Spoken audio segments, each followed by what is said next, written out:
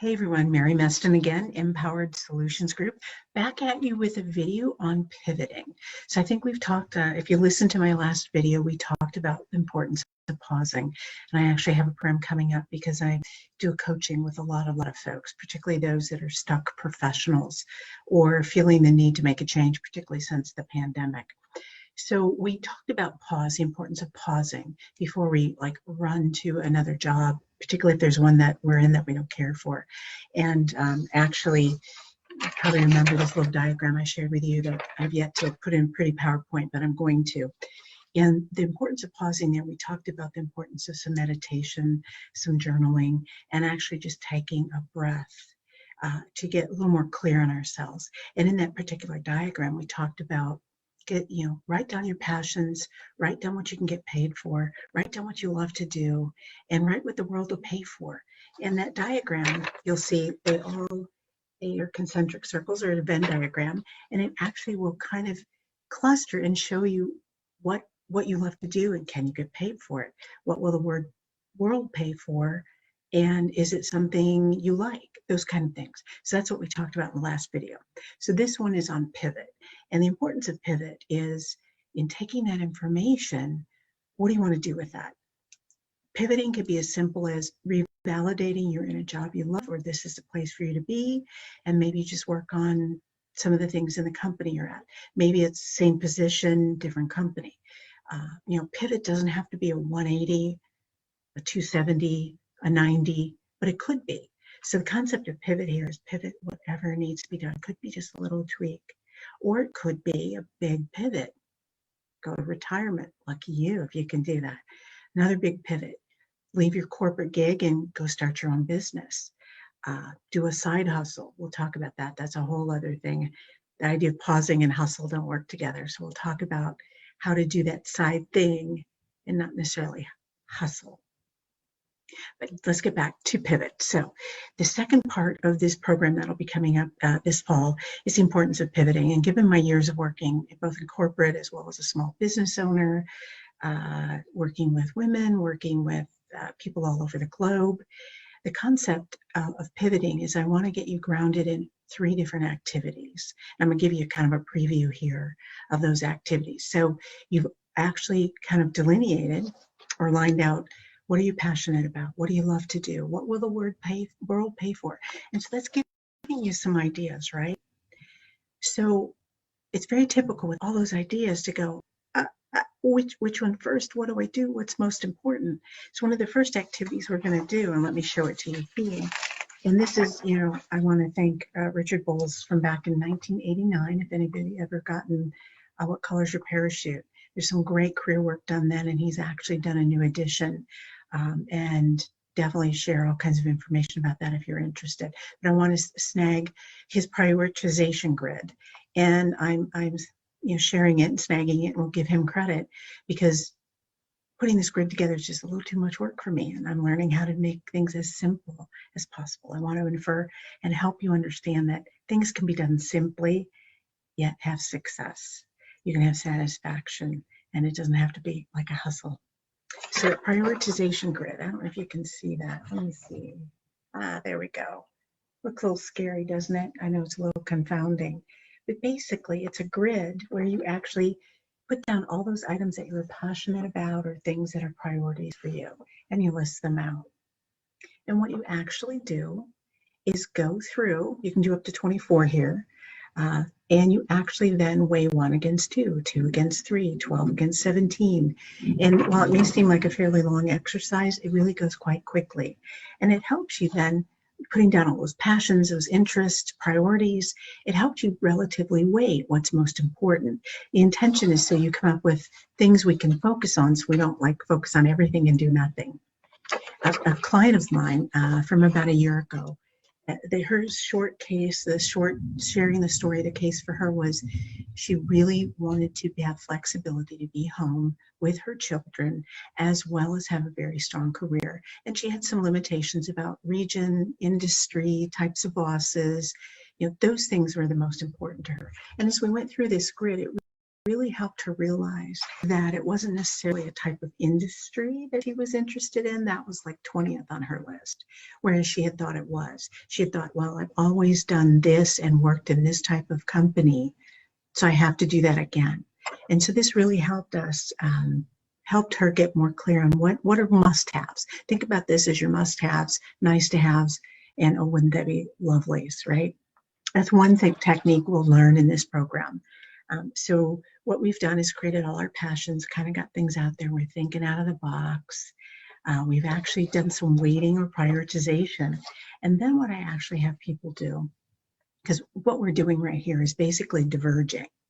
So anytime we problem solve, at least this is my point of view on what I coach to, is if you diverge on a solution, you really narrowed down before you really thought about it. Think about the art of brainstorming. Art of brainstorm is putting anything and everything out there, no matter how crazy it is. So that is the technique I'm going to teach you here, but it isn't necessarily brainstorming, though it is kind of, it's called mind mapping. And I bet a lot of you have done this and you know it. Mind mapping is lovely, particularly if you love to draw or you're a doodler. I'm a doodler.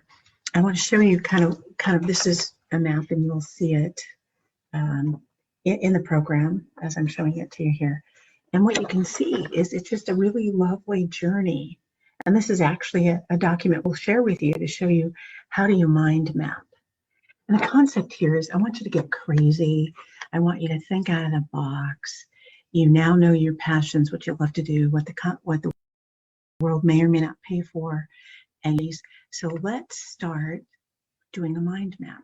And a mind map starts around a central technique or thought. So if you're like, I want a job I love, or I want to be a better mom, or I want $1 million, or whatever that major goal is, we're going to mind map actually. And what it does is captures all those various thoughts in those tangents.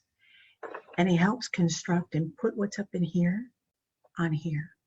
And what are we doing here? We're actually doing some divergent thinking, but we're actually then capturing it so you have it here in a really strong visual. I think we all know adult learning theory. People are auditory, visual, or kinesthetic.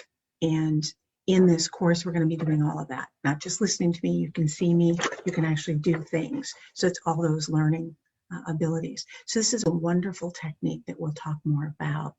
And the secret sauce to this is go crazy, don't limit yourself, and actually the gold is found 3 to 4 to 5 branches out away from that central question or idea. And we'll talk about how that works.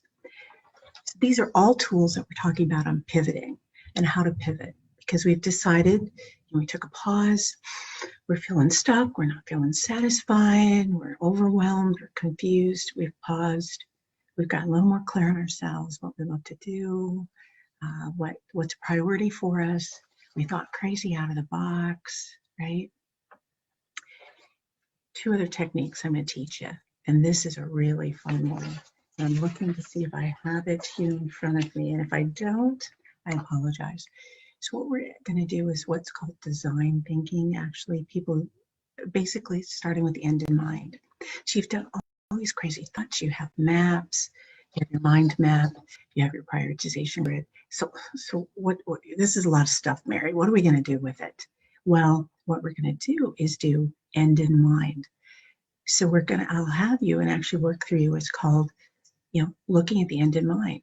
Similar to when you set 3 to 5 year goals, 10-year goals, right? We'll put that goal out there, however crazy it is. And then we're going to assess what's the likelihood of that? And that's called like a success assessment. So for me to be an opera singer in 10 years is pretty highly unlikely. That said, I could be another business owner, and that's probably pretty likely. So I'm just giving you examples of what is possible in this design thinking. So looking at end in mind, pretty typical end in mind case scenario with some of my clients are, I want to be the next level leader in 3 years, and my ultimate goal is a C-level executive. And with that end in mind, we then reverse map what they need to do. And that's what we're then going to do in PERSIST, that third part of the program. But right now we've taken our breath and we're starting to lay that journey and make that plan. So that's a third technique you're going to learn. And I mentioned that success assessment. Let me share that quickly. So I think we all know, and I shared with you that success idea, like for me to be an opera singer in 10 years, it's probably unlikely. Well, and this obviously isn't branded yet, but it's called a success assessment. And you can kind of see. And what we do in this is actually, it's a rated ranking. And what we do is we talk about, is what you envision part of your future identity? Is it really passionate for you? Is there intrinsic value to you? Does it reach that purpose? We talk about, what's the opportunity cost? So for me to be an opera singer in 10 years, quit my job, take lessons forever and ever and ever and ever and ever, and maybe never get there. Opportunity cost is probably pretty high because I'm not a great singer. I carry it in a bag. I can carry a tune in a bag. My brother's gifted. I'm not. How much personal control do you have over that dream? I think we all know the more we can control of it and fewer doubts or other choices, likelihood of success is a better. We talk about social support. Do you have the network? Do you have the people? Do you have those friends, relatives, career coaches like me, executive coach, that can help you? And also we talk about autonomy. So that's just a little bit. There's actually 10 things, but I'm giving you a sample. So the intention here is to share with you and encourage you to keep an eye out for the pivot section of this program. It's incredibly invaluable. And for those of you that keep following me and liking my page, Empowered Solutions Group, commenting, sharing, reaching out, I will be having kind of a reduced rate for the first probably 10 that take the program. I'll actually add in some personalized coaching and give you some really cool bonuses. But the intention here is to just give you a snippet, what's possible, and to raise your interest enough so that you're going, if I'm not feeling satisfied, I'm feeling stuck, is this all there is? Those are the typical phrases I hear from my clients. I want to let you know a lot is possible. Almost anything, if you put your mind to it, you believe you achieve, right? And we'll assess the likelihood, because maybe you want to be a C-level executive, but then you realize that having a life of freedom and being a travel writer is way more important. So I'm just giving examples of what's possible in this.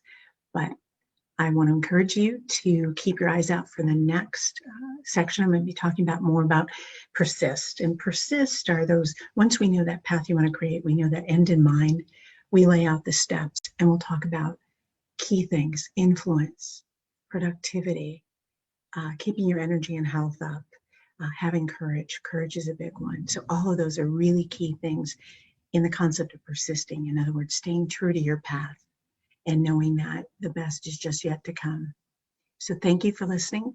Please reach out, like my page, share it with other folks, and I look forward to you in the next video. Please DM me, like me, please like me, share, and keep your eyes tuned for more coming at you. Mary Meston, Empowered Solutions Group, empowering your best you.